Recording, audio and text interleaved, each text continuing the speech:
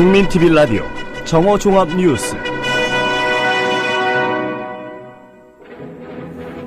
새누리당이 국회 선진화법을 개정하기 위한 TF를 구성하기로 하는 등 선진화법 개정의 본격 착수에 야당이 반발하는 등 갈등이 심화되고 있습니다. 박원순 저격수로 알려진 김성태 새누리당 의원이 박근혜 대통령이 작년 대선 당시 정부가 무상보육을 책임지겠다고 발언한 것에 대해서 여기서 정부는 서울시를 포함해 지자체도 포함하는 것이라고 답해 논란이 되고 있습니다. 재정부처 장관과 국세청장을 지낸 이용섭 민주당 의원이 정부 재정 파탄을 경고해 파문이 커지고 있습니다.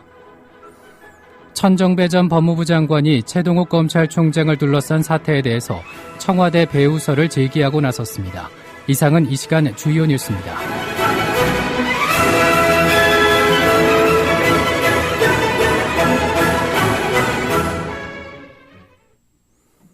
국민TV 라디오 정오뉴스 첫 소식입니다. 새누리당이 국회 선진화법을 개정하기 위한 TF를 구성하기로 하는 등 선진화법 개정의 본격 착수에 야당이 반발하는 등 갈등이 심화되고 있습니다. 윤상현 새누리당 원내수석부 대표는 오늘 시도당 위원장 회의에서 현재 헌법 49조에 반하는 다수결 원칙에 반하는 국회 선진화법의 문제점을 검토하고 개선 방안을 마련하기 위해서 국회법 정상화 TF팀을 준비 중에 있다고 보고했습니다. 새누리당은 야당의 거센 반발 때문에 국회에서 선진화법을 개정하기란 쉽지 않다고 판단해 헌법 소원을 내는 방안을 적극 검토 중인 것으로 알려지고 있습니다. 이에 대해 전병헌 민주당 원내대표는 국회 선진화법의 후퇴는 국회를 후진화시키겠다는 발상이라며 날치기 본능이 꿈틀거리기 시작했다고 강력 반발해 선진화법을 둘러싼 정면 충돌을 예고했습니다. 민주당이 선진화법을 악용하고 있다는 지적과 관련해 이렇게 답했습니다. CBS 라디오 민주당이 인터뷰입니다. 지금 발목을 잡고 있는 게 없지 않습니까? 이제 국회가 막 시작하고 있는데 그래서 지레 겁을 먹고 있는 것이라고 생각을 하고요. 위헌 소지가 있다는 부분에 대해서 어떻게 생각하세요? 그것은 지금 자기들이 주도해서 만들었던 그 법인데 국회 선진화법을 후퇴시키겠다고 하는 것은 국회를 선진화해서 후진화로 만들겠다는 것이고 새누리당의 그 날치기 그 본성이 되살아나고 있는 것이다라고밖에 볼 수는 없습니다. 지금 좀 적극적으로 검토를 하고 있는 것 같습니다. 위헌 소송에 대해서, 위헌 법률 심판 제청에 대해서. 예. 만약 이게 제청에 들어가게 된다면 네. 민주당은 강력한 반대? 당연히 강력하게 반대할 수밖에 없는 거죠. 국회 선진화법을 무력화시키겠다는 것은 국회를 후진화시키겠다는 것이고 날치기의 전쟁터로 다시 만들겠다라고 하는 것인데 어떻게 그런 발상을 할 수 있는지 참으로 아연실색하지 않을 수가 없습니다. 한편 새누리당 황우여 대표는 여야가 국회 선진화법을 계승 발전시키는 일에 힘을 모아야 한다고 말해 당내에서 일고 있는 국회 선진화법 개정 움직임에 제동을 걸었습니다. 박원순 저격수로 알려진 김성태 새누리당 의원이 박근혜 대통령이 작년 대선 당시 정부가 무상보육을 책임지겠다고 발언한 것에 대해서 여기서 정부는 서울시를 포함해 지자체도 포함하는 것이라고 답해 논란이 되고 있습니다. 김 의원은 오늘 국민TV 라디오 노종면의 뉴스바에 출연해 당연히 무상보육은 정부 책임이다라며 이같이 밝히면서 서울시는 모든 복지에 대해 아무런 부담도 하지 않겠다는 것이냐라고 되물었습니다. 김 의원은 지난 대선은 행정부 수반을 선출하는 선거로 지자체가 시행되고 있는 마당에 유권자들은 중앙정부라고 이해하지 않았겠냐라는 진행자의 질문에 대해 이렇게 답했습니다. 박근혜 대통령께서 그 공약을 할 때 아까 중앙정부가 아니라 지방정부까지 포함하는 개념으로 말씀하셨다고 그랬잖아요. 그렇습니다. 지난 1월 31일이죠. 그 당선인 시절이실 때 그 시도지사와 면담한 자리가 있었습니다. 네. 거기서 당시 시도지사들이 5세 이하 무상보육 문제 이 재정부담 얘기를 꺼내니까 이렇게 말씀하셨습니다. 보육사업은 중앙정부가 책임지는 게 맞다. 예, 이 부분이면은 그 공약도 결국은 중앙정부가 책임지겠다 이런 공약 아니었을까요? 그렇게 이제 말씀하시고 주장할 수 있지만은 모든 사업이라는 게 지금 그럼 무상급식이라고 해서 서울시가 무상급식을 전액을 다 부담하는 겁니까? 그거 아니거든요. 예. 서울시 교육청을 통해서 중앙정부 예산이 서울시하고 같이 들어가는 겁니다. 무상급식 예산에도. 네. 모든 것은 중앙정부가 이제 지원 범위, 이 보조율을 높이겠다는 것이지, 네. 지방자치 부담 하나도 없이 무상보육을 100% 중앙정부가 다 부담해서 해나가겠다. 그 취지는 너무, 박원순 서울시장 측에서 좀, 정부의 공격적인 입장에서의 해석이라고 봅니다.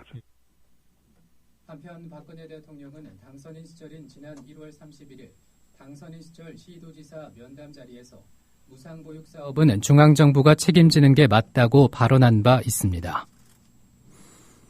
재정부처 장관과 국세청장을 지낸 이용섭 민주당 의원이 정부 재정 파탄을 경고해 파문이 커지고 있습니다. 국세청장 출신인 이용섭 의원은 오늘 KBS 라디오에 나와 박근혜 정부 첫 해인데 올해 순국가 채무 증가액이 우리 추경 예산 기준으로 해서 약 25조가 된다. 이거는 뭐 밖으로 나와 있는 숫자다. 근데 여기에 세수 부족액이 우리가 아까 얘기할 때 최소한 10조는 된다고 얘기했지 않나. 그러면 사실상 순국가 채무 증가액이 1년 동안 35조라고 지적했습니다. 이용섭 의원의 말입니다. 저는 실은 제가 야당이기 때문에 정부 여당을 비판하고자 하는 그런 뜻은 없고요. 제가 걱정하는 것은 이렇게 가면 우리나라 재정이 파탄나겠다는 걱정에서 보도자료를 냈고요. 그러니까 이명박 정부 첫 해인데 올해 순국가 채무 증가액이 우리 추경 예산 기준으로 해서 약 25조가 되거든요. 예. 이거는 밖으로 나와 있는 숫자입니다. 근데 여기에 세수 부족액이 우리가 아까 얘기할 때 최소한 10조는 된다고 얘기했지 않습니까? 그러면 사실상 순국가 채무 증가액이 1년 동안에 35조거든요. 네. 근데 국민의 정부 5년 동안에 전체가 얼마냐면 20조밖에 안 됩니다. 그리고 참여정부 때도 5년 동안에 31조밖에 안 되는데 2년 동안에 이렇게 35조가 늘어나게 되면 이게 지속되면 이제 재정이 파탄나면 한국은 아무것도 할 수가 없습니다. 더구나 이제 우리나라가 사회 양극화가 심화되고 저출산, 고령화 문제, 고용 없는 성장 문제 이런 재정 수요가 계속 늘어나는데 박근혜 정부가 계속 감세 정책 기조를 계속 유지하면 저는 이제 극심한 재정 위기가 올 것이다 해서 경고성으로 말씀을 드린 거고요. 그런 게 좀 반영이 됐으면 좋겠습니다.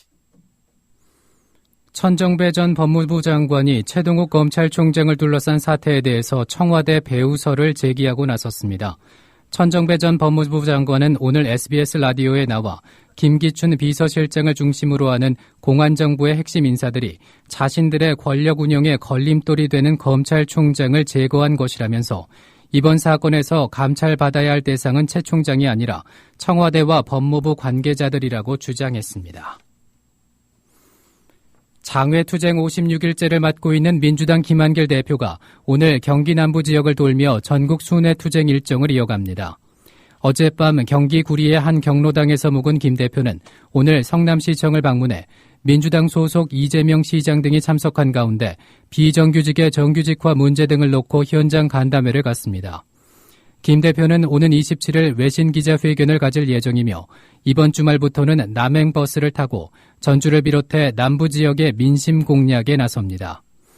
김 대표가 전국 순회 일정을 소화하는 동안 민주당은 국회를 지키고 있는 전병헌 원내대표 주재로 최고위원 회의를 열어 국정감사 등 정기국회 대응 전략을 논의한다는 계획입니다.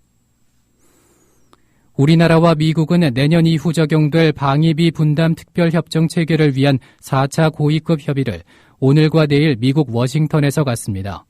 양측은 지난 3차례 협의에서 내년도 방위비 분담금 총액을 두고 의견차를 좁히지 못했습니다. 또 방위비 분담금이 다른 영토로 전용되지 않도록 제도 개선을 하자는 우리 측 방안에 대해서 미 측이 큰 이견을 보였습니다. 한미 양국은 지난 1991년 1차 협정을 시작으로 모두 8차례의 협정을 맺어왔으며 지난 2009년 체결된 8차 협정은 올해 말에 끝납니다. 진실을 호도하지 않고 논점을 이탈하지 않는 공정뉴스. 국민TV 라디오 뉴스의 꿈입니다. 지금은 정오 종합뉴스와 함께하고 계십니다.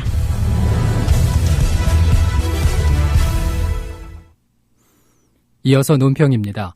오늘은 노인을 속이는 나라는 있다라는 주제로 본방송 조상훈 사무국장의 논평이 이어집니다. 결국 모두에게 20만 원을 다 주는 건 아닌 쪽으로 결론이 난 모양입니다. 대한민국 제18대 대통령 박근혜를 만들어낸 대표 복지공약 기초연금 얘기입니다. 지난 대선에서 박근혜 후보는 65세 이상 모든 어르신에게 매달 20만 원의 기초연금을 지급하겠다는 약속으로 대권을 거머쥐었습니다. 이 공약 덕분에 당시 박근혜 후보는 노인정 스타로 불릴 만큼 노년층의 전폭적인 지지를 받았습니다. 그런데 지금까지 윤곽을 드러낸 기초연금 정부안의 내용은 이렇습니다. 65세 이상 소득 하위 70% 어르신들에게 국민연금 가입 기간과 연계해 10만 원에서 20만 원까지 차등 지급한다는 것입니다. 소득 상위 30% 어르신들은 현재의 기초 노령연금과 마찬가지로 한 푼도 받을 수 없게 됩니다. 소득이 없더라도 서울의 공시지가 기준 4억 6천만 원 이상의 집을 갖고 있는 어르신 부부 역시 기초연금 대상에서 제외됩니다. 정부안대로 간다면 어르신들만 손해를 보는 게 아니라고 합니다. 국민연금 성실가입자를 차별하고 미래의 노년층인 중장년층에게도 불이익을 줄 것이라는 게 정부안에 대한 시민사회단체의 평가입니다. 내일쯤 박근혜 대통령이 국무회의를 통해 기초연금 공약 축소에 대한 입장을 밝힐 것이라고 합니다. 이번엔 과연 뭐라고 할까요? 미리 짐작해봅니다. 저는 지난 대선에서 노인들로부터 어떤 도움도 받지 않았습니다. 뭐냐, 기초연금을 선거에 활용한 적도 없습니다. 복지부는 기초연금 개혁안을 스스로 마련하기 바랍니다. 라고 하지 않을까요? 박근혜 대통령이 내일 무슨 말을 하더라도 지금까지 주장해온 원칙과 신뢰 정치는 이미 무너졌습니다.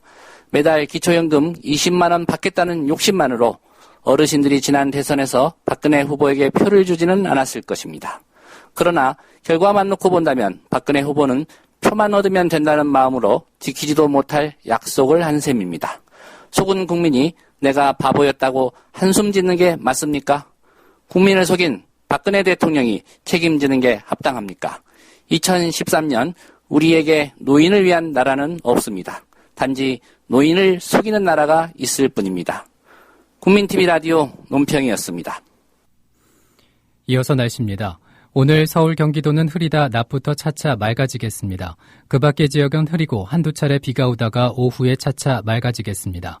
낮 최고 기온은 서울이 23도 등 전국이 19도에서 27도로 어제와 비슷하거나 다소 낮겠습니다. 서울 지방의 현재 기온은 21도, 현재 습도는 63%입니다. 국민TV 라디오 정오종합 뉴스를 마칩니다. 아나운서 정승조였습니다.